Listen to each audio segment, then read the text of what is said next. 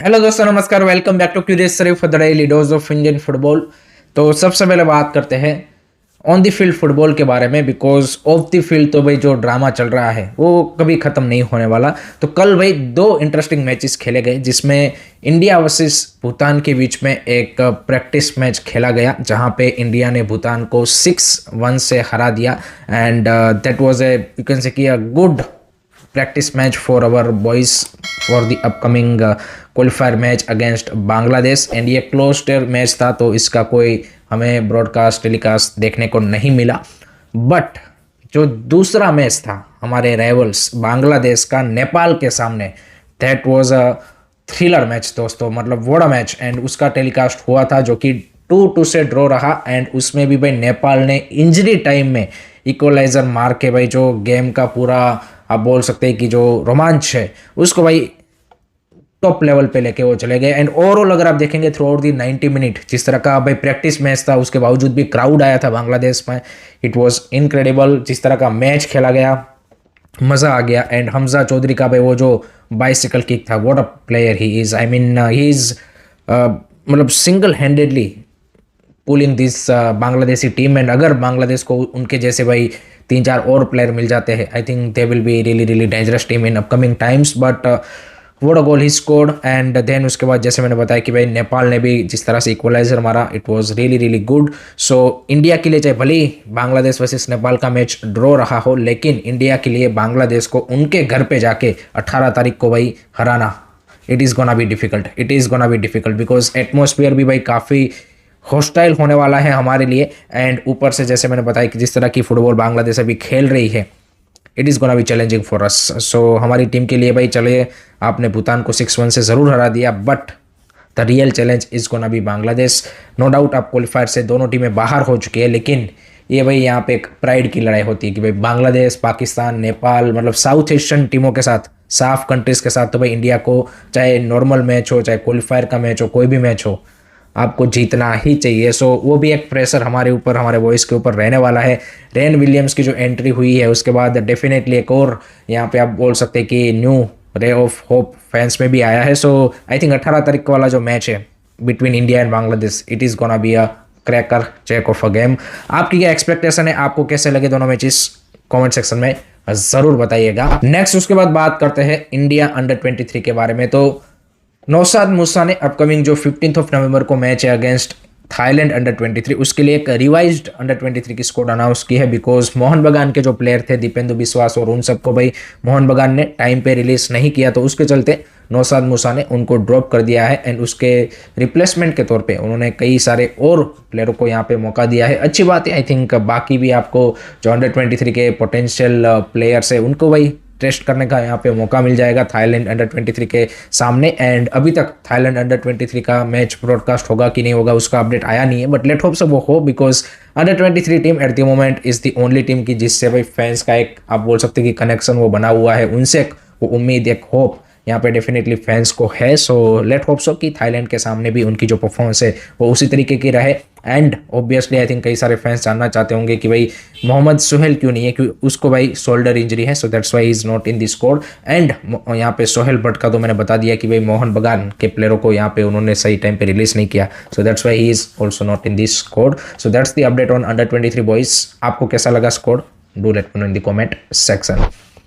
Next उसके बाद बात अब करते हैं भाई एएफएफ एंड उनके जो भी ये लीग क्राइसिस का यहाँ पे सारा ड्रामा चल रहा है उसके बारे में। तो सबसे पहले तो भाई एआईएफएफ ने एक और मीटिंग अभी कॉल अप की है। एंड इस बार अब जूम कॉल से उन्होंने भाई फिजिकल मीटिंग करना चालू किया है, बिकॉज जूम कॉल पे भाई कई सारे लोग आ नहीं रहे थे, जैसे आई लीग क्लबों ने स्किप कर दिया, तो उन्होंने सोचा अब थोड़ा सा यहाँ पे फिजिकल मीटिंग की जाए, चाहे समोसा खाया जाए। तो 18 तारीख को उन्होंने आईएसएल क्लब्स के जो सीईओज हैं उनको अगेन बुलाया है। आई थिंक 1-2 महीने पहले भी उन्होंने यहाँ पे बुलाया था, बट देखिए ये मीटिंग का ही ये लोग ड्रामा करेंगे एंड दिखाने की कोशिश करेंगे कि हाँ भाई हम चीज़ों को रिजोल्व करने की कोशिश कर रहे हैं। बट जैसे मैंने यहाँ पे पिछले 2-3 दिन से बोल रहा हूँ कि इन लोगों के पास वो कॉम्पिटेंसी नहीं है कि भाई ये लोग मैटर को रिजोल्व कर पाए। सिंपल सी बात ये है, किसी भी स्टेक होल्डर को कल्याण चौबे के रिजीम के ऊपर भाई वो ट्रस्ट ही नहीं है कि भाई ये लोग यहाँ पे मैटर को रिजोल्व कर पाएंगे। सो बेसिकली यहाँ पे जैसे कल्याण चौबे ने कल यहाँ पे खतरनाक आइडिया या फिर प्लान या फिर रोड मैप दिया था कि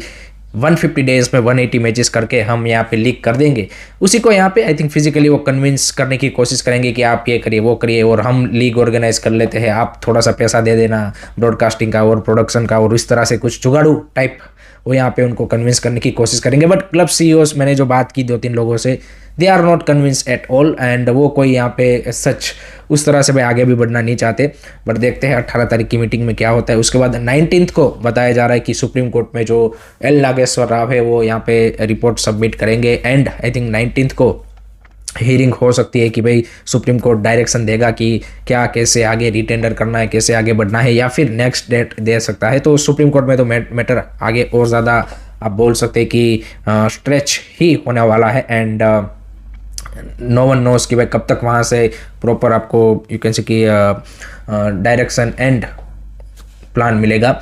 तीसरी चीज़ कि भाई फिफ प्रो जो कि वर्ल्ड का फुटबॉल प्लेयरों का एसोसिएशन है, जैसे इंडिया में IFAB है, इंडियन फुटबॉल एसोसिएशन जो है प्लेयरों का, उसी तरह से यहाँ पे वर्ल्ड लेवल पे जो फिफ प्रो है उन्होंने अगेन एक स्टेटमेंट जारी किया है। उन्होंने फीफा एंड AFC को बोला है कि आप इंटरवीन कीजिए और ये जो इंडिया में ये जो सिचुएशन बना है ISL के रिगार्डिंग एंड प्लेयरों की सैलरीज, प्लेयरों की लाइवलीहुड का ये इश्यू आ गया है, तो उसको आप जल्द से जल्द रिलीज़ कीजिए। बट उसका भी भाई देखिए कोई इतना इम्पैक्ट ऑनेस्टली बताओ तो पड़ने वाला नहीं है। इससे पहले भी फिफ प्रो ने भाई एक और पहले भी रिक्वेस्ट डाल दिया है, बट AFC और फीफा भाई बोल रहा है भाई इंडियन फुटबॉल का कुछ नहीं हो सकता, उनको भाई उनके हाल पे छोड़ दो, जो उनको करना होगा वो करेंगे। उन्होंने भी उम्मीद बेसिकली छोड़ दी है। आप देखिए फीफा AFC जैसे जो आपके वर्ल्ड लेवल के जो गवर्निंग बॉडीज़ है उनको भी भाई कोई उम्मीद बचा नहीं है। सो वही वाला सिचुएशन है, बट देखते हैं कब तक इस चीज़ का रिजोल्यूशन आता है।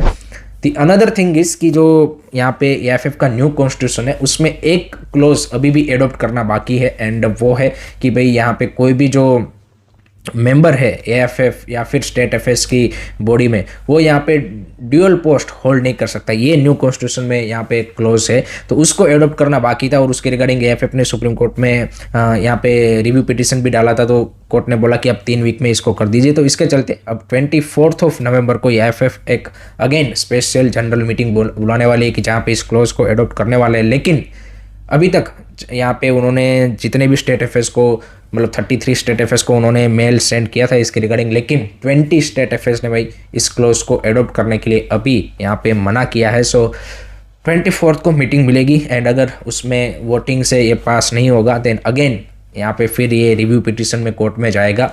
एंड अभी भी आप बोल सकते हो कि आपका जो न्यू कॉन्स्टिट्यूशन है वो फुल्ली एडॉप्ट नहीं हुआ है। सो दैट्स अनदर इशू जो कि AFF अभी भी यहाँ पे ट्राई टू मैनेज और हैंडल करने के लिए यहाँ पे कोशिश कर रहा है। उसी के साथ कल आई लीग के जो ओनर्स थे यहाँ पे, वो हमारे जो स्पोर्ट मिनिस्टर है मनसुख मांडविया, उनसे मिले, एंड ज़्यादा कुछ देखिए वहाँ से भी मैंने कल भी आपको बोला था कि उम्मीद नहीं है कि भाई यहाँ पे आई लीग का यहाँ पे फटाफट स्टार्ट होने का कोई अनाउंसमेंट या फिर चीज़ें यहाँ पे उनके अराउंड भी रिजोल्व होगी, क्योंकि स्पोर्ट मिनिस्टर ने भी बोला भाई ठीक है भाई आपके कंसर्न सही है, सही बात है आप सबकी, और उन्होंने बोल दिया यहाँ पे रिलेटेड डिपार्टमेंट को कि यहाँ पे इसे ज़रा देख लेना। जैसे अब देखिए कि कोई भी यहाँ पे इस तरह के मिनिस्टर से मिलने जाता है तो वही बोलते हैं हाँ भाई आपकी बात सही है, कर देंगे वही वाली चीज़ है। तो इसका कोई परमानेंट सॉल्यूशन या फिर उन्होंने बोला हो कल्याण चौबे को कि हाँ भाई हम कल्याण चौबे को बोलेंगे ये करेंगे, ऐसा कुछ सच अभी तो देखने को नहीं मिल रहा है। सो वही वहाँ पे सीन हमें उसके रिगार्डिंग भी देखने को मिला। देखते हैं कब तक गवर्नमेंट भी सीरियसली अगर केयर करती है इंडियन फुटबॉल के बारे में तो कुछ स्टेप्स लेती है बिहाइंड द सीन, एंड ये जो चीज़ें हैं उसको ऑन ट्रैक लाने की कोशिश करती है। देखिए सबसे बड़ा इशू क्या है, मैंने ये सारी चीज़ें आपको बता दी कि ISL के रिगार्डिंग क्या चल रहा है, आई लीग के क्लब क्या कर रहे हैं, everyone is doing their own thing, the biggest problem is this, and इसी के चलते ये चीज़ और ज़्यादा कन्फ्यूज़ होती जा रही है, और ज़्यादा ये चीज़ यहाँ पे सॉल्यूशन की बजाय और ज़्यादा आप बोल सकते हैं कि सिचुएशन को बिगाड़ रही है, बिकॉज प्लेयर्स अपनी ओर से अपना सोच रहे हैं, ISL क्लब अपना सोच रहे हैं, आई लीग क्लब अपना सोच रहे हैं, AFF अपना टर्म ख़त्म करने का देख रहा है। तो उसी के बीच आपका जो फुटबॉल है वो बेसिकली अफेक्ट हो रहा है, एंड सभी ये जो 4 मेन स्टेक होल्डर्स है आपके at the moment, AFF, ISL club, I league clubs and players, ये साथ में मिलके कोई सॉल्यूशन के लिए नहीं देख रहे हैं, एंड दैट्स वाई आपको सॉल्यूशन नहीं दिख रहा है। इसीलिए आपकी लीग्स भी स्टार्ट नहीं हो रही है और आपको कुछ भी चीज़ें यू कैन से कि ऑन ट्रैक नहीं दिख रही है। So that is the biggest issue. And अगर ये लोग साथ में आके कोई परमानेंट सॉल्यूशन के लिए नहीं जाएंगे विद कॉमन गोल, तो चीज़ें ऐसी ही होगी। एंड यहाँ पे फिर आप जो सॉल्यूशन भी निकालेंगे वो भी ऐसा होगा कि जो इंडियन फुटबॉल को कोई उतना ज़्यादा फ़ायदा नहीं दे रहा होगा। लास्ट में बात करनी है कि भाई एएफएफ का क्या रोल होना चाहिए उसके बारे में, बिकॉज तुर्किश एफए ने भाई अपने 102 प्लेयरों को सस्पेंड कर दिया है जो कि बैटिंग में इन्वॉल्व थे। एंड ये 102 प्लेयर उनकी टॉप 2 लीग के थे, यानी कि हमारे यहाँ पे जैसे आईएसएल आई लीग में प्लेयर बैटिंग में इन्वॉल्व हो ऐसे प्लेयर थे, उनको भाई उन्होंने यहाँ पे बैन कर दिया है। एंड उसमें उनके नेशनल टीम के लिए जो खेलते थे प्लेयर वो भी इन्वॉल्व थे, उनको भी यहाँ पे उनके वर्ल्ड कप क्वालिफायर्स चल रहे हैं उसके बावजूद भी उन्होंने सस्पेंड कर दिया है।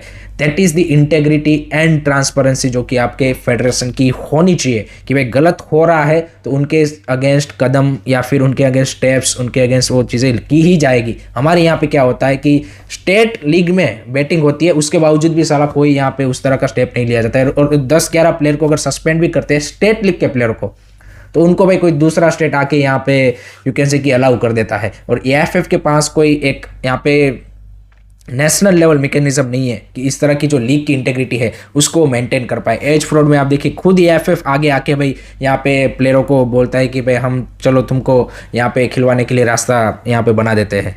ये काम है फेडरेशन का। देखिए सारा होल हल्ला हो रहा है यहाँ पे कि लीग होनी चाहिए, बट लीग की इंटेग्रिटी, लीग की कम्पिटिटिवनेस, लीग का प्रोफेशनलिज्म, इनके बारे में तो कोई बात नहीं कर रहा है कि आपके जो लोअर लेवल की जितनी भी लीगें हैं, आई लीग से लेके सब कुछ नीचे, उसमें वो नहीं है प्रोफेशनलिज्म, उस तरह से नहीं होती वो ऑर्गेनाइज। तो उसमें ये चीज़ें लाने के लिए यहाँ पे एएफएफ का जो अकाउंटेबिलिटी है एंड क्लब्स का एंड सबका, उसको कौन तय करेगा, उसके बारे में भी बात होनी चाहिए। आप एक ही चीज़ को एड्रेस करने के चलते बाकी चीज़ों को यहाँ पे अगर नेगलेक्ट करोगे तो आपको आउटकम भाई आगे कुछ मिलने वाला नहीं है। एंड जैसे ये तुर्की एफए देखिए कि जिस तरह का स्टेप लिया है, ये इंटेग्रिटी है एंड ट्रांसपेरेंसी होनी चाहिए, बट ये एएफएफ से एक्सपेक्ट करना मतलब तो आप बोल सकते हैं कि भैंस के आगे भागवत करने जैसा ही है। So that is what it is, that's it from my side दोस्तों for today's Indian football news. I hope कि आपको पसंद आया होगा। Keep supporting Indian football. Don't forget to like, share and subscribe to Curious Study. Jai Hind, Jai Bharat.